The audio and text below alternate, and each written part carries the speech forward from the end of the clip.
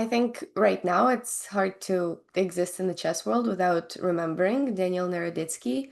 And I'm sure we all remember him as somebody very kind, multi-talented, and just such an amazing person.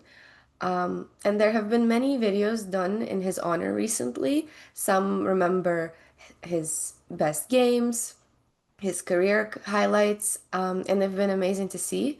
And I was thinking, how can each of us sort of play a part in honoring him? And I thought one of such ways could be playing the opening lines that he loved the most. So, what do you think if we learn one of his openings together? Absolutely, I'd love to do so. Just quick question before. Have you ever met him personally? I haven't known him personally. Of course, I've seen him many times in the online world and maybe in passing at OTB Mm. tournaments, but I don't think so. Um, yeah, how about you? Yeah, online. He was so cute and kind to 3 years ago have an interview with me about his favorite thing in the world, chess, but it's also bullet chess.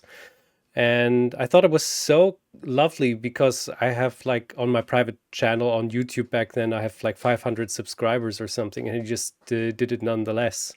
And yeah, I mean, everything I saw about him, read about him, I thought, like, what an fantastic person, like, absolutely great. I said it a couple of times here and there, probably also to you.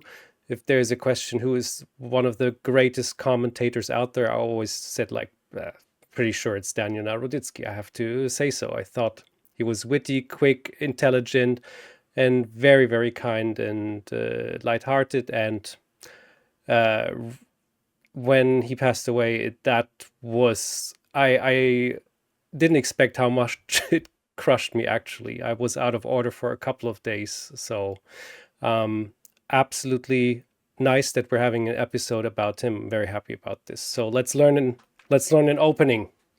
Yeah, that was such a nice memory that you have with him. Totally, yeah. And yeah, I'm not sure how much we can all do now, but like I said, I feel like he just had such a big love for chess Hmm. that I feel like if anything would make him happy is people remembering that. At first, I can tell you which openings he mostly played. To be honest, he could play literally Yeah, everything. So his opening knowledge and understanding was insanely good. Um, I'm sure it varied a bit online and OTB, but I searched and looked at mostly the databases from his online games, and a few things stood out. So as white, he played the Four Knights a lot. He played the fantasy variation of Caro. He played, he made some course on Jabava London, and as black, he played the King's Indian defense, yes, he the loved that. I Grunfeld, remember. some dragon as well. So that those are kind of a few things I noticed. And the one that I thought we could learn today was the Four Knights, but not Hmm. just the regular one, but the variation that Danya particularly liked. So Excellent. I'm it starts curious. with e4, e5, knight f3, knight c6, knight c3, knight f6. So this is, I guess, the four knights, and it could become a lot of different things. It can become um, it can become the Scotch after d4, and a lot of the time, even this variation can transpose into the lines that we're going to look at. Also, one of his most played moves was g3. Mm. This resembles the King's Indian Hmm. structures, but with colors reversed, where you put the bishop here, pawn here, castle, and it really starts being like the King's Indian. But the one move that I saw in a lot of his games was knight to d5. So Interesting. this was kind of his line, and even Nakamura played this line in clutch chess tournament against Gukesh and Magnus just recently as a tribute to him because it was kind of a line that you could like that he could probably remember him playing a How lot. cool. So yeah, even recently it's been played. So the this is an interesting move to just right away put the knight into the center. Totally. And there's a few different replies. I'll show you four of them.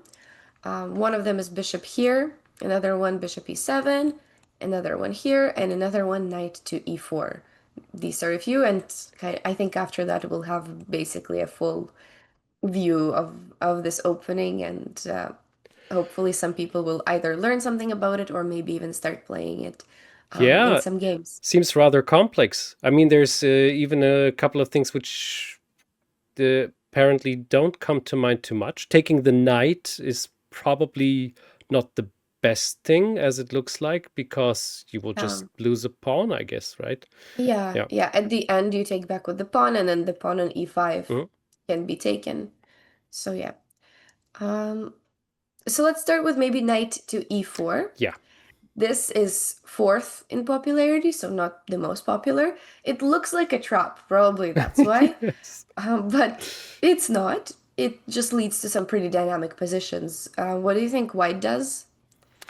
Maybe go a bit in the Russian area and get the queen to e2 and get the pawn back would be a thought I have. Yeah, queen e2 is for sure like a thought that you would have. Mhm. It doesn't lead too much. You just probably take this pawn and nothing much And things happens. So the continue. more this is a decent move. The more challenging alternative and the one that most people played was d4. Yeah, that was the second idea I thought of. Yeah, That so just the more that dynamic. that's what I would play also. Yeah, yeah. No, this is good. And in some cases, let's say if this happens, then you really play queen e2 with a lot of with much more happiness and with the open e file and try to attack this knight. Yeah, And f3 now is black needs to find something like d3, which I feel like is not too easy to play this what? position with a pretty open king. D3 is so Yeah, funky because of knight yeah. d4. Yeah, and also like you get some knight before ideas once the queen takes. Yeah. Yeah. Oh my goodness, it So looks like an immediate loss of a piece, but of course it's not. no, no, it's not. Um, so the more popular move for black is d6, and after that you pin the knight, and after something like this, we get those similar to Spanish Spanish, yeah. pawn structure, but slightly different because this file that you mentioned will be under some pressure. And at the end, the position is equal, so black has the extra pawn, but white has some of that pressure and can attack these pawns and maybe sometimes the king that is a Hmm. bit underdeveloped. So that's one of the options, and another one is bishop to d7, in which case as white, you once again, if you've ever sacrificed a pawn, you know that you just have to make some quick responses. And if black retreats, then we can have options like this, um, targeting once again the e file and trying to win that pawn there with Hmm. some advantage. So that was knight e4. Does that make sense with knight e4? Yeah. Yeah. Seems quite reasonable for black as well. And as you mentioned already, like that was the first move I would if I would be black and I would play this and knight d5 would happen, I would not take on e4 because I didn't know Yeah. this line just before now. Yeah. And now, if anybody would play this against me, I would probably take. I like the ideas of black here. There's not too much happening. So if you Yeah. know about it, then it's a good move, in my Yeah, opinion. yeah.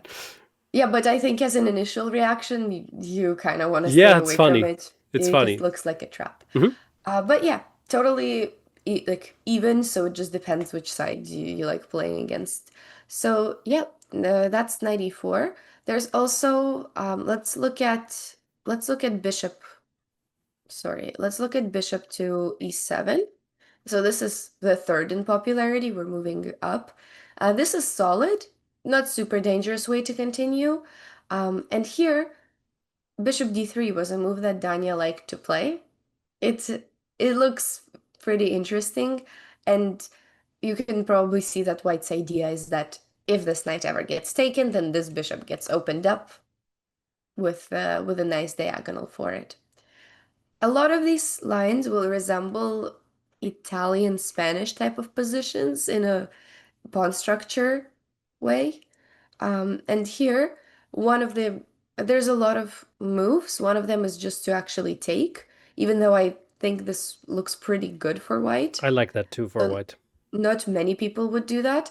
The most popular move is bishop e6, and that gives white a slight advantage after taking and playing d4 with these double-edged Ooh, positions. center active. Um, yeah, and there's definitely all these captures to look at.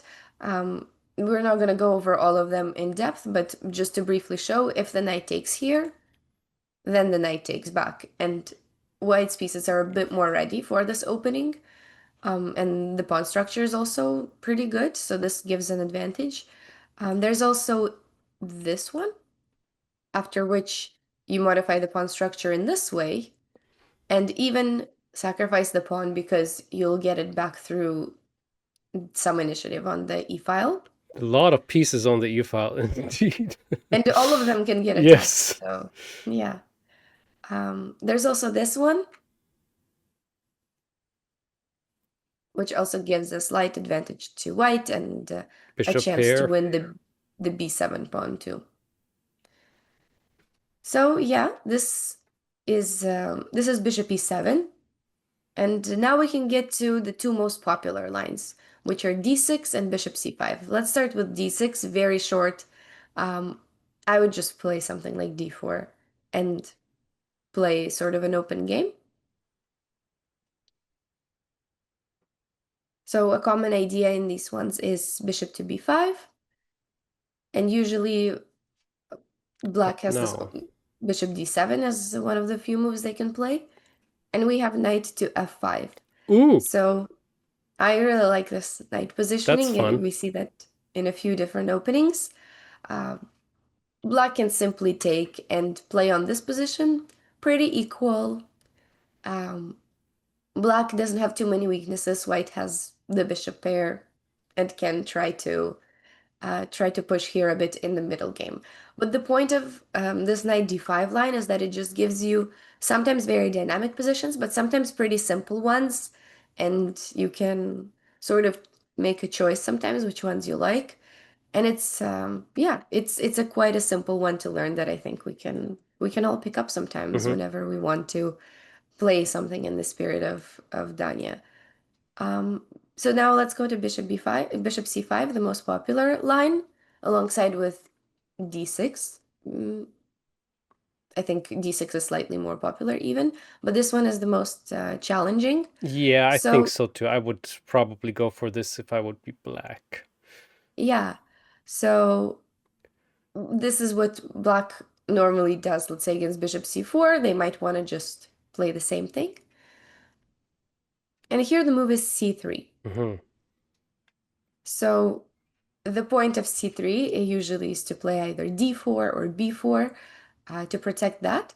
And now knight e4 is still possible, but I still think slightly unlikely that they will do that without knowing. And here it gets a bit more dynamic than before. So we play d4, they take, we play bishop to d3. Ooh. Already quite dangerous. And now black has an only move, actually, to keep the Oh. equality. So What do you think it is? you have to know Yeah. your well, what could that be? Only move. That is fascinating. Oof. Knight d6? You're close. Knight f6. Yeah, that So, would have been my other choice. yeah, the knight should Oh, go and back. If then I they would have lost the castle, game already. then things are not good after knight g5, Wow. even though the king is there. But knight f6, yeah, makes sense to come back. And white has this check. No matter if black covers or moves away with the king, if they Oh, cover, this is an even better version because we wonderful. ruin their pawns. And if this, then we'll take, and play these positions where um, white will get bishop to g5, rook e1, down a few pawns.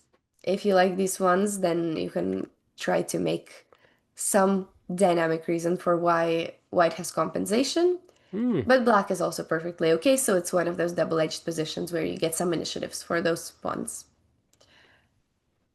So that's the 94 line, and just one final line, the main sort of the main thing is for black to play normally as they would in all of the e5 opening variations with just castling.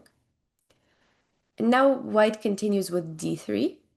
So it Hmm. looks very calm, but you'll see it's actually more aggressive line than it looks like.